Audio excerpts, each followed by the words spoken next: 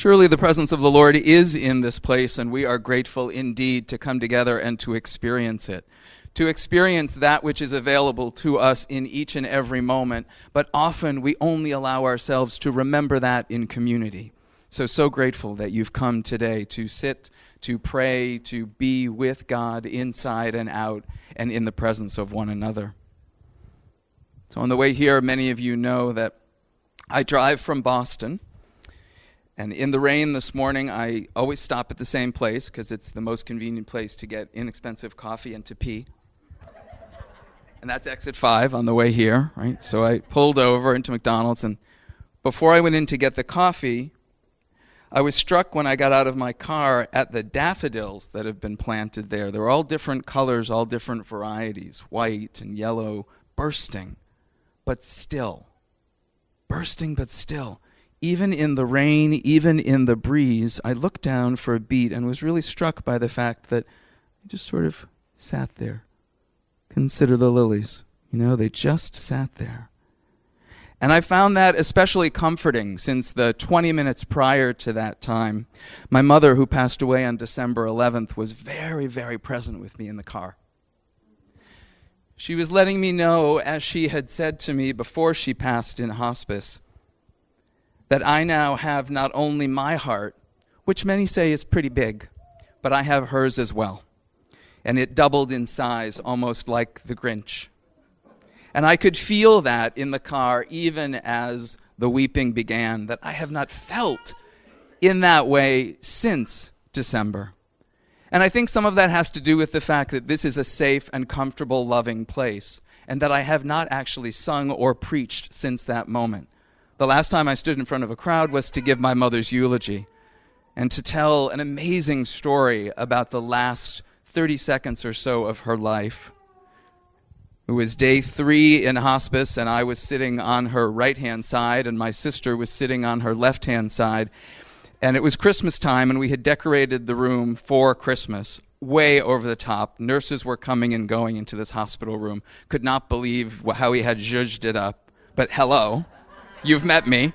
So there were Christmas trees and there were lights. My mother had a little Grinch hat. It was adorable. At this point, she was fairly still, but still breathing and still with us. And at one point, maybe 15 minutes before she passed, because I love music, and my mother always loved music, I thought, well, I'll just take my phone and I'll put Pandora on. And so I went to the Pandora station that I have, which is very quiet, instrumental, Christmassy kind of stuff, sort of interfaith, Christmassy, Windham Hill stuff, right? And I turned that on. It was playing in the background. And I'm sitting there holding my mother's right hand, on the right hand of my mother. And my sister had her left. And we had been told that she might leave us any moment. But we'd been told that for 3 days. So if any of you have sat with someone in hospice, you never know when the spirit decides to lift. So we were waiting very peacefully. And interestingly enough, astoundingly enough, right before she passed, the song that began to play was the song that she and I shared for the last 30 Christmases. She and I've probably told this story in a Christmas service here over the years. She and I had a tradition where wherever I was in the world, on Christmas Eve, I would get to whatever church she was at. Unless I was preaching, I got a bye if I was preaching. And I would sneak into the service quietly, because often I was at another service with my husband or someone else. And right at the end, when the lights come down and the candles get lit and we sing Silent Night, my hand would slip into her hand. And I will tell you that it was astounding but not surprising that as she took her last breath, I was singing Sleep in Heavenly Peace to the background music perfectly in time. And when I sang peace, she took her last breath. That's the last story that I told in public. And so on the way here, I thought, well, this is going to be an interesting service. Musically, when I sing, I open up as well. The heart chakra is wide. And for your heart to be wide, if I have taught nothing else from this stage, this pulpit, in this church. It is that for us to feel our wide open, full heart and to connect with one another as the very presence of God, we need to be vulnerable. Vulnerability is the key. Courage and vulnerability combined allow us to be fully present and to move through whatever we are moving through. So I get out of the car, I see the flower, it's very still. I think once again, what did I say the title of the talk was? Oh, yeah. It had something to do with blooming and flowers and being present. Okay, terrific. I go in and I get my coffee, I get back in the car, I come here, I rehearse the tunes, and then I realize some of the things that I want to share.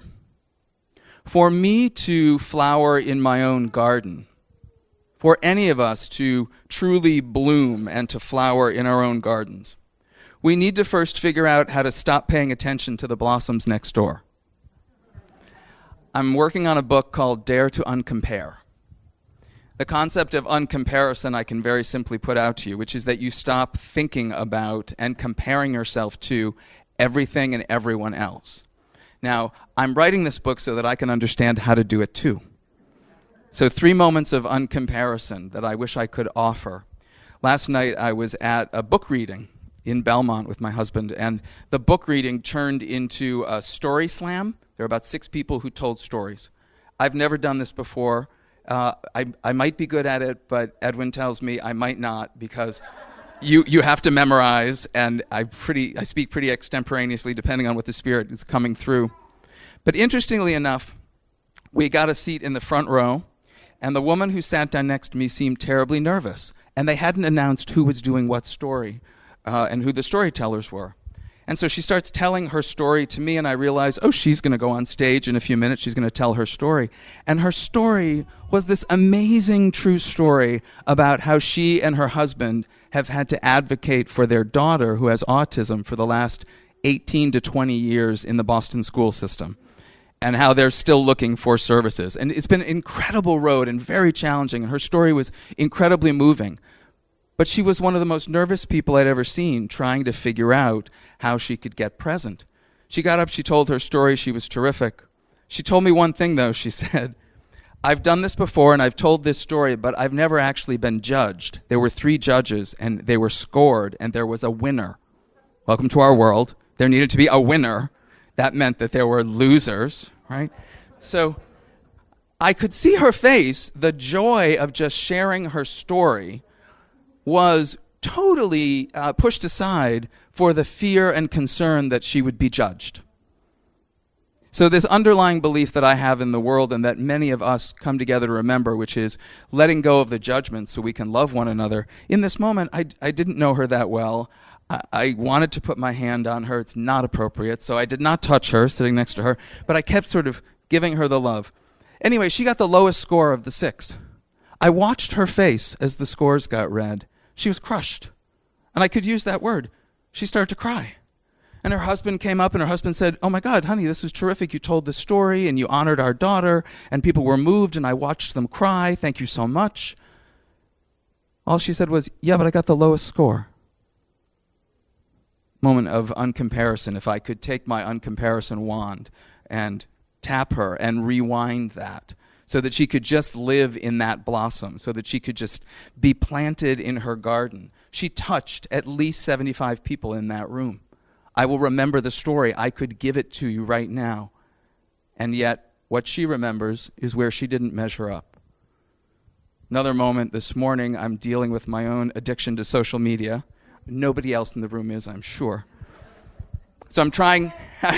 Excellent, congratulations. So I'm trying not to look at Facebook. I'm trying not to look at Instagram and other platforms. But this morning, because I've been working out a lot, and I tell myself that it's because I want some inspiration, I was on Instagram, and I looked at somebody's post, and my heart broke. The person who had posted this picture, which you would actually say looked like an action superhero, I mean, like amazing 5 years, 20 years in the gym, the text that was posted underneath these amazing shots of somebody who spends hours in the gym and has seen amazing, amazing results was, I remember it very clearly because it really grabbed me. Fat, weak, and ugly. ... That's how I feel today. And then there was about 2 more paragraphs. And I'm looking at this picture. And I'm looking at the text and I'm realizing in this moment when he wrote that, he believed that. So the flower inside, right, the blossom inside of him, which is burning bright, sort of withers a little bit each time that we compare. And we do this each and every day, each and every moment. I do it often, and I don't even know I'm doing it. This morning, I look at Instagram, I get over that, I turn that off, I go pray, I go meditate, I'm all clear. God's coming through. I sit down and I turn on the television for 2 minutes to check the weather. I turn on Channel 5, and what comes across the screen but an ad for Hawaiian Airlines? Have we seen this ad? It's beautiful. Your vacation to Hawaii begins once you get on the flight, and it shows the flight, the plane beautifully gliding in the air. And then it shows a couple of different couples. And even though I had an amazing wedding, I had an amazing honeymoon, I have a fantastic husband, when they got to the shots of the younger gay couple on their way to Kauai on Hawaiian Airlines, what did I think but, how come I didn't get married in Hawaii? Oh, I deserve to be married in Hawaii. I think we need to redo it. I think I need to go to Hawaii. All really successful gay couples get married in Hawaii, obviously. And that spun out for about a minute or two as I'm eating my eggs, trying to figure out, this talk. I'm thinking, oh, that's interesting. You can add that to the talk. This is my this is my suggestion to all of you. Pretend you will be giving a talk next Sunday and go through this coming week just gathering inspiration. You will see things differently. You will see people differently. You will gather stories differently. Things will look differently through your lens. Pretend that your topic of your talk is uncomparison. Pretend that the topic of the talk you're going to speak on next Sunday, you've been asked perhaps here or elsewhere, is the presence of love in everyday life. You will see a lot more of it. We get what we expect. Our brains are not that complicated. Most of our brains reside here in the cerebral cortex, this chunk that is sort of our animal-driven, instinctual brain. We've got an amygdala that gets hijacked all the time by being triggered when we don't feel safe. And what we are constantly doing is scanning for connection and safety. If you are scanning instead of for safety, but for the presence of love in one another, and if you are scanning for the presence of light and color and blossoms in the garden of life, you are much more likely when you get out of your car at the rest stop to look down and notice the daffodils at your feet. And the power of being able to notice the daffodils, literally, is that what happens is, when I pulled in here, I noticed other flowers. And then I saw flowers in the sanctuary. And now my brain, the reticular activators in the brain, are activating, looking for color, light, and beauty. And that pulls me out of the other spin, the spin of grief and darkness, and it all becomes one experience. And I become one single flower in the garden, lit by Christ. This is possible for each and every one of us. But often what we're doing is standing there as the daffodil, checking out the hyacinths, wondering why the color on the lilacs is just so much prettier than we think we are. And we get lost. So what I believe is we come together to notice and see the presence of God from within and in this kind of a community for one simple reason, because we forget how beautiful we are. The line in Surely the Presence is, I see the glory of God on every face.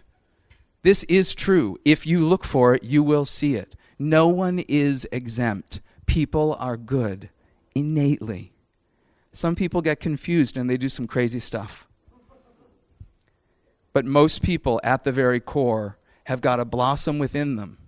And what needs to happen is that our sacred responsibility to one another is to be each other's gardeners, is to be able to see those blossoms and to think, what can I offer for fertilizer today?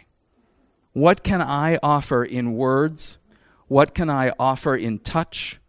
How can I send a text or an email or a thought? I did one simple thing last week that had a lot of impact. The people I work out with, I've become close to. I don't know them very well. There's a couple, young couple, probably in their mid-30s. That's younger because I'm in my 50s. And they work out with me. We do the same boot camp. We work really hard. And I found out that Kevin and Sophie is the couple, and I found out that Kevin's father had passed very suddenly of a heart attack. He had also lost his mother 12 months ago. So suddenly I feel connected in the garden to this other flower. I feel even closer to this flower. And so I don't tell anybody, and I don't tell him, but I go across town to Somerville from Belmont, and I cancel a couple of appointments, and I show up at the wake. Just a 2-minute conversation. There were hundreds of people at this wake. I didn't go to the wake because I'm a minister. I didn't go to the wake because I was looking for credit. I went to the wake because it was the right thing to do to fertilize those flowers. Because in that moment, those flowers were drooping. And when I walked in, they didn't light up. It was a wake. It's a really tough moment in time. And I can definitely relate to losing both parents within a 16-month window. It's incredibly challenging. You wonder, will anybody ever notice my flower again? And then you come back to understanding that it isn't the job for you to find people to notice your light. It is simply for you to stand in the presence within and without and to know you've already blossomed. And just to let that color speak. Just to open your mouth and say something, sing something, send the text, send an email, answer someone when they ask you a question. It's not complicated. I love coming here. I love being able to sing and to praise and to connect with all of you. 1, because I'm known, and 2, because I know that you are known. That this is a community where you know each other and you're there for each other. But don't get mistaken. The one who you are looking to be known by is the presence within, is the presence of what I might call God or Christ mind or Christ consciousness. You are already known. You are already seen. You are already in perfect flower, no matter the month of the year. God has got your back. God is watering your garden. God is the fertilizer that you need. And so it is. Amen.